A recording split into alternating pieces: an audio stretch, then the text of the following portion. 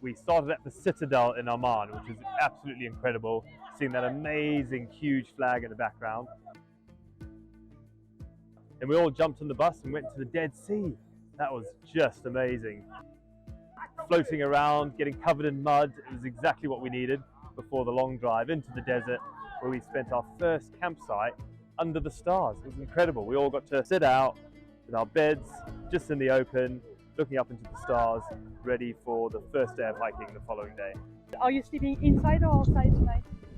I am 100% sleeping outside. I am most definitely sleeping outside. Probably put my stuff inside and maybe go outside. I'm totally sleeping outside. Outside? Hell yeah! Then the first day of actual hiking started off quite nice and flat actually. We all had a good sleep, had a nice traditional breakfast, had some tea, had some coffee, very sweet tea. Did a nice walk, it was quite hot. And then we trekked up and eventually we got to near our campsite, but a few of us went up and we had a bit of a dip in a waterfall. Well, I did anyway. A guy and later joined me. Then we went back and found another amazing campsite on the side of one of the riverbeds. Saw some shooting stars and got to overlook the valley, ready for day 2. Day 2 of the trek started off with a big climb. We started earlier than normal, an hour earlier, and headed up, up, up. There was a lot of climbing on day 2. It was our hardest day. We did 1,100 meters of climbing on day 2, which is pretty much Mount Snowdon.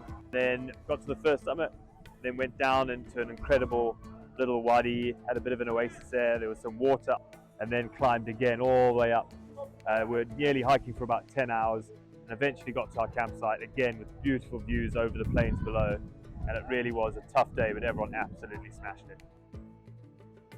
Day 3 of the trek was incredible. We started quite high, we went down a little bit. We started to get into very different terrain where we had these massive boulders. We stopped for lunch under this incredibly huge, amazing boulder. The Bedouin cooked us an incredible meal. And one of them even made a flute out of just pipe while we were having our meal. It was incredible.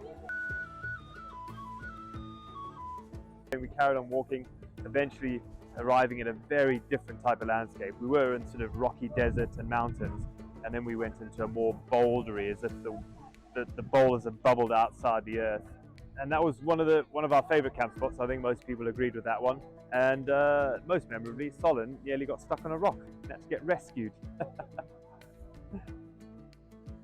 Day 4 of the trek was probably the easiest, to be fair. I think we'd all acclimatized now to the heat and the altitude.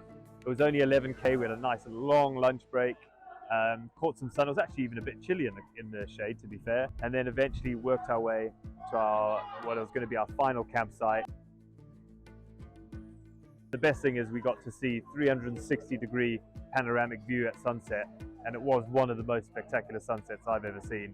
And everyone was quite emotional because we knew the end of the journey was sort of just around the corner. And then day 5, the Petra day, the day we've all been waiting for. We did a short walk in the morning, a lot of climbing, up some stairs, eventually got to some civilization. It was weird seeing other people around actually, because we've been on our own in the desert for so long. Coming into Petra was just incredible, seeing all the facades, all the engravings, all the caves that they had built 2,000 years ago. It just really captures your imagination. And I'm now here, stood outside the Indiana Jones temple called the Treasury, and it really does sort of make you think back to what it was like 2,000 years ago. And we all made it. We all absolutely smashed it. Everyone did such a good job. I'm so proud of everyone. Everyone deserves to be proud of what they achieved here on the trek to Petra. We came here as strangers, and we're going to go home as best friends for sure. Friends for life, and hopefully there'll be a year reunion somewhere. Probably climbing up Snowdon, I think. But that'd be nice, wouldn't it?